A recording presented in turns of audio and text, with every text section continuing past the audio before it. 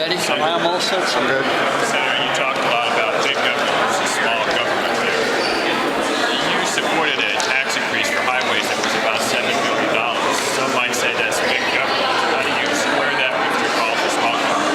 Well, number one, I think one of the fundamental purposes of government is to provide infrastructure. I think that that's one thing I think we ought to be doing.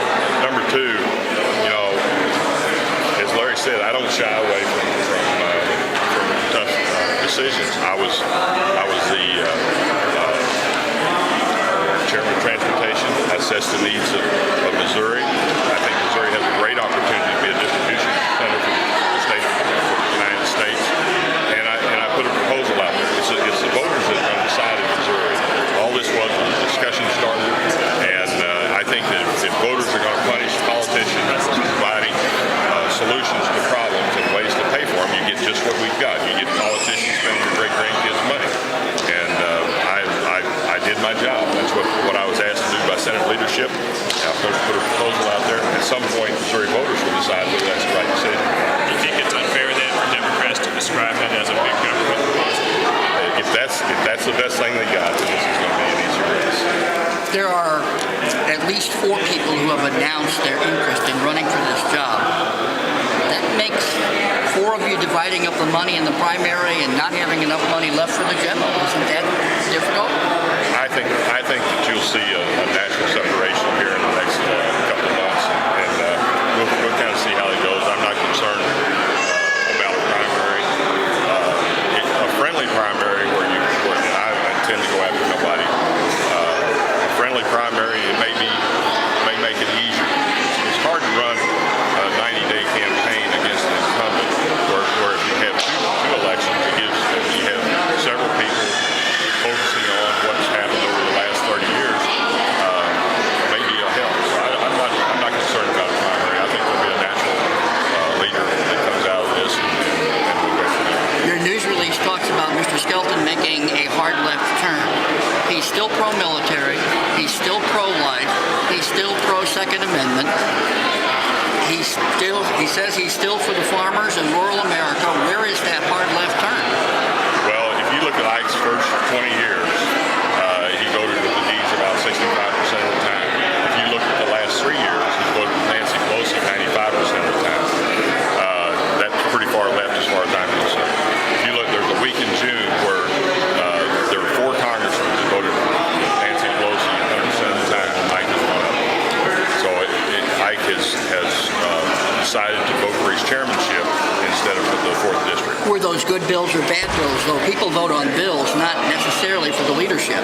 Well, I think cap and trade is pretty tough on Missouri. I think that all we're going to do is we depend on 85% of our energy from coal. We are going to eliminate jobs in Missouri with cap and trade. It's going to raise the cost to each family, direct cost, $1,700 per person. Those are the president's number, the treasurer's number. That does not count the increase in inflation, the cost of producing and delivering goods that this is going to do. Those proposals made by California representative and a Massachusetts representative, which are not affected by cap and trade. Missouri is tremendously reliant on cap and trade. Senator, last year, the Democrats thought they could ride the national environment by taking on Sam Graves with a top-tier opponent.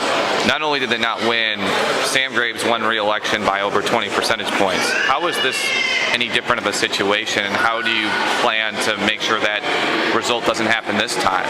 Well, in my mind, I'm giving the voters of the 4th District a choice. There's not been a strong opponent for Ike for a number of years. And if the voters choose Ike, that's fine. I'm giving them an opportunity. Is that the focus of the campaign? You mentioned Nancy Pelosi during your speech. Just now you mentioned Nancy Pelosi. Cap and trade's a big issue. Is that the focus? I mean, assuming you get by Vicky Hartzler and whoever else decides to get into the race, that you're going to be focusing on that hard left turn you've described that Ike Skelton your plan is taken? Well, clearly, what's happening in Washington, D.C. right now does not reflect the 4th District. And I have a lot of respect for Ike Skelton, but those votes with Nancy Pelosi and the leadership, and the only way the 4th District can affect what's happening in Washington,